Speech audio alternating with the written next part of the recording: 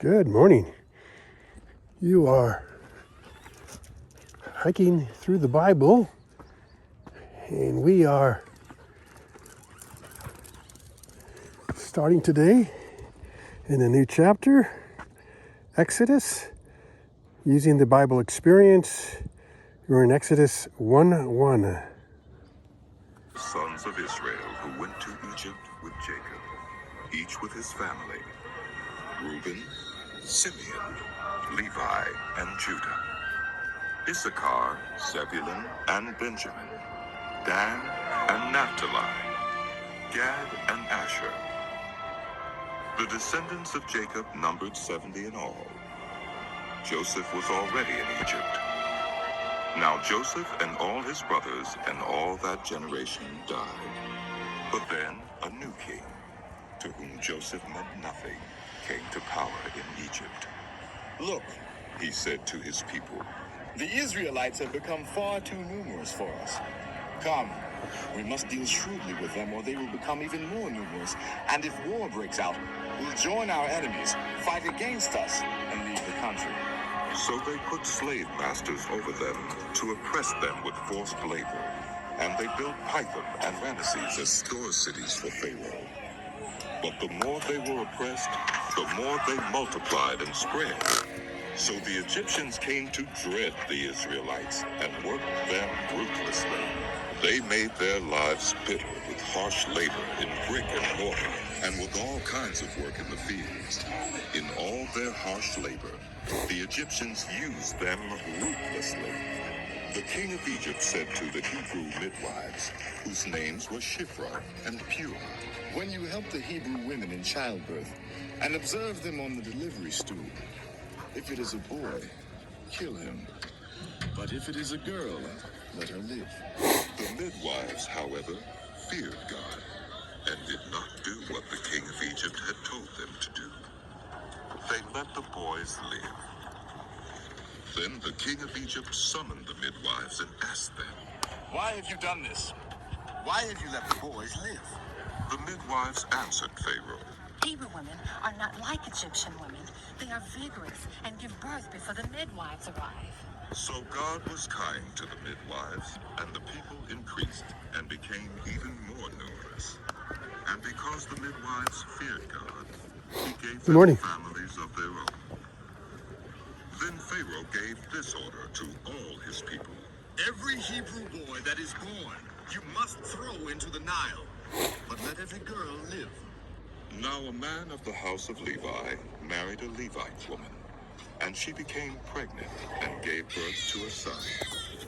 When she saw that he was a fine child, she hid him for 3 months. When she could hide him no longer, she got a papyrus basket for him and coated it with tar and pitch. Then she placed the child in it and put it among the reeds along the bank of the Nile. His sisters stood at a distance to see what would happen to him. Then Pharaoh's daughter went down to the Nile to bathe, and her attendants were walking along the riverbank. She saw the basket among the reeds and sent her female slave to get it. She opened it and saw the baby. He was crying, and she felt sorry for him. This is one of the Hebrew babies. She said, then his sister Good morning. Pharaoh's daughter. Shall I go and get one of the Come Hebrew on. women to nurse the baby for you? Yes, go. She answered, and the girl went and got the baby's mother. Pharaoh's daughter said to her, Take this baby and nurse him for me, and I will pay you. so the woman took the baby and nursed him. When the child grew older, she took him to Pharaoh's daughter, and he became her son. She named him Moses, saying, I drew him out of the water. One day, after Moses had grown up, he went out to where his own people were and watched them at their hard labor. He saw an Egyptian leading a Hebrew, one of his own people. Glancing this way and that, and seeing no one, he killed the Egyptian and hid him in the sand. The next day he went out and saw 2 Hebrews fighting. He asked the one who brought. Why are you hitting your fellow Hebrew? The man said, Who made you ruler and judge over us? Are you thinking of killing me as you killed the Egyptian? Then Moses was afraid and thought, What I did must have become known. when Pharaoh heard of this, he tried to kill Moses. But Moses fled from Pharaoh and went to live in Midian, where he sat down by a well. Now a priest of Midian had 7 daughters, and they came to draw water and fill the troughs to water their father's flock. Some shepherds came along and drove them away. But Moses got up and came to their rescue and watered their flock. When the girls returned to Reuel, their father, he asked them. Why have you returned so early today? They answered, An Egyptian rescued us from the shepherds. He even drew water for us and watered the flock. And where is he? he asked his daughters. Why did you leave him? Invite him to have something to eat. Yes, Moses agreed to stay with the man who gave his daughter Zipporah to Moses in marriage. Zipporah gave birth to a son, and Moses named him Gershom, saying, I have become a foreigner in a foreign land. During that long period, the king of Egypt died. The Israelites groaned in their slavery and cried out, and their cry for help because of their slavery went up to God.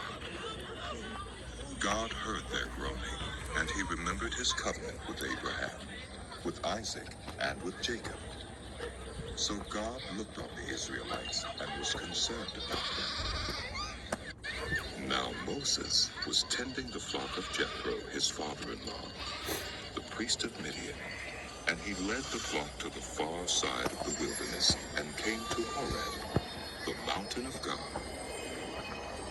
There the angel of the Lord appeared to him in flames of fire from within a bush. Moses saw that though the bush was on fire, it did not burn up. So Moses thought, I will go over and see this strange sight. The bush does not burn up. when the Lord saw that he had gone over to look, God called to him from within the bush, Moses. Moses. and Moses said, Here I am. Do not come any closer. God said, Take off your sandals, for the place where you are standing is holy ground. then he said, I am the God of your father, the God of Abraham, the God of Isaac, and the God of Jacob. At this, Moses hid his face, because he was afraid to look at God. The Lord said, I have indeed seen the misery of my people in Egypt. I have heard them crying out because of their slave drivers, and I am concerned about their suffering. So I have come down to rescue them from the hand of the Egyptians, and to bring them up out of that land into a good and spacious land, a land flowing with milk and honey, the home of the Canaanites, Hittites, Amorites, Perizzites, Hivites, and Jebusites. And now the cry of the Israelites has reached me, and I have seen the way the Egyptians are oppressing them. So now, go. I am sending you to Pharaoh to bring my people, the Israelites, out of Egypt. but Moses said to God, Who am I that I should go to Pharaoh and bring the Israelites out of Egypt? and God said, I will be with you, and this will be the sign to you that it is I who have sent you. When you have brought the people out of Egypt, you will worship God on this mountain. Moses said to God, Suppose I go to the Israelites and say to them, The God of your fathers has sent me to you. And they ask me, What is his name? Then what shall I tell them? God said to Moses, I am who I am. This is what you are to say to the Israelites. I am has sent me to you. God also said to Moses, Say to the Israelites, the Lord, the God of your fathers, the God of Abraham, the God of Isaac, and the God of Jacob, has sent me to you. This is my name forever, the name you shall call me from generation to generation. Go, assemble the elders of Israel, and say to them, the Lord, the God of your fathers, the God of Abraham, Isaac, and Jacob, appeared to me and said, I have watched over you and have seen what has been done to you in Egypt, and I have promised to bring you up out of your misery in Egypt into the land of the Canaanites, Hittites, Amorites, Perizzites, Hivites, and Jebusites, a land flowing with milk and honey. The elders of Israel will listen to you. Then you and the elders are to go to the king of Egypt and say to him, the Lord, the God of the Hebrews, has met with us. Let us take a 3-day journey into the wilderness to offer sacrifices to the Lord our God. But I know that the king of Egypt will not let you go unless a mighty hand compels him. So I will stretch out my hand and strike the Egyptians with all the wonders that I will perform among them. After that, he will let you go, and I will make the Egyptians favorably disposed toward this people, so that when you leave, you will not go empty-handed. Every woman is to ask her neighbor and any woman living in her house for articles of silver and gold and for clothing, which you will put on your sons and daughters, and so you will plunder the Egyptians. Moses answered, What if they do not believe me? Or listen to me and say, the Lord did not give it to you? Then the Lord said to him, What is that in your hand? Stop. He replied. The Lord said, Throw it on the ground. Moses threw it on the ground, and it became a snake, and he ran from it. Then the Lord said to him, Reach out your hand and take it by the tail. So Moses reached out and took hold of the snake, and it turned back into a staff in his hand. This is so that they may believe that the Lord, the God of their fathers, the God of Abraham, the God of Isaac, and the God of Jacob, has appeared to you.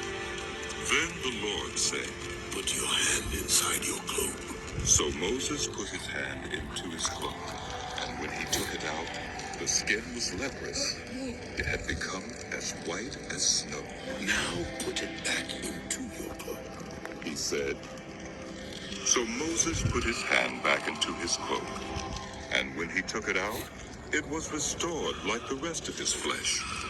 Then the Lord said, If they do not believe you or pay attention to the first sign, they may believe the second. But if they do not believe these 2 signs or listen to you, take some water from the Nile and pour it on the dry ground. The water you take from the river will become blood on the ground. Moses said to the Lord, Pardon your servant, Lord. I have never been eloquent, neither in the past, nor since you have spoken to your servant. I am slow of speech and tongue. The Lord said to him, Who gave human beings their mouths? Who makes them deaf or mute? Who gives them sight or makes them blind? Is it not I, the Lord? Now go. I will help you speak and will teach you what to say. But Moses said, Pardon your servant, Lord. Please, send someone else. Then the Lord's anger burned against Moses, And he said, "What about your brother Aaron, the Levite? I know he can speak well. He is already on his way to meet you, and his heart will be glad when he sees you. You shall speak to him and put words in his mouth. I will help both of you speak, and will teach you what to do. He will speak to the people for you, and it will be as if he were your mouth, and as if you were God to him. But take this staff in your hand, so you can perform the signs with it." Then Moses went back to Jethro, his father-in-law, and said to him, Let me return to my own people in Egypt to see if any of them are still alive. Jethro said, You will. Now the Lord had said to Moses in Midian, "Go back to Egypt, for all those who wanted to kill you are dead." So Moses took his wife and sons, put them on a donkey, and started back to Egypt. And he took the staff of God in his hand. The Lord said to Moses, "When you return to Egypt, see that you perform before Pharaoh all the wonders I have given you the power to do. But I will harden his heart so that he will not let the people go. Then say to Pharaoh, 'This is what the Lord says. Israel is my firstborn son, and I told you, let my son go so he may worship me. But you refused to let him go, so I will kill your firstborn son.'" At a lodging place on the way, the Lord met Moses and was about to kill him. But Zipporah took a flint knife, cut off her son's foreskin, and touched Moses' feet with it. Surely you are a bridegroom of blood to me. She said. So the Lord let him alone. At that time she said, "Bridegroom of blood," referring to circumcision. The Lord said to Aaron, "Go into the wilderness to meet Moses." So he met Moses at the mountain of God and kissed him. Then Moses told Aaron everything the Lord had sent him to say, and also about all the signs he had commanded him to perform. Moses and Aaron brought together all the elders of the Israelites, and Aaron told them everything the Lord had said to Moses. He also performed the signs before the people, and they believed. And when they heard that the Lord was concerned about them and had seen their misery, they bowed down and worshipped. All right. That's it for the day. We're through Exodus 5, so we've got a good start. Thank you for joining. Hit the like and subscribe, and if you have any questions, ask them. We will look forward to seeing you next time.